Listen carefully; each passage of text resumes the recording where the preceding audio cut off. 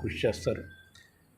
అందులో భాగంగా విభజన 2014 విభజన జరిగినప్పుడు రాజధానిగా ఉమ్మడి రాజధానిగా 10 సంవత్సరాలు హైదరాబాదును పెట్టారు.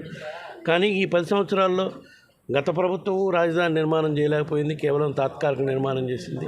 మేము మా ప్రభుత్వం వచ్చినాక గత 5 ఏళ్లలో చిత్తశుద్ధితో రాజధాని నిర్మాణం చేసే స్తోమత మనకు లేదని చెప్పి అన్ని విధాల అభివృద్ధి చెందిన నగరం విశాఖని ఎగ్జిక్యూటివ్ క్యాపిటల్గా పరిపాలనా రాజధానిగా చేద్దామని చేస్తే కొన్ని న్యాయపరమైన ఇబ్బందులు సృష్టించారు. న్యాయపరంగా ఇబ్బందులు కూడా ఎదుర్కొంటున్నాం కూడా ఈరోజు.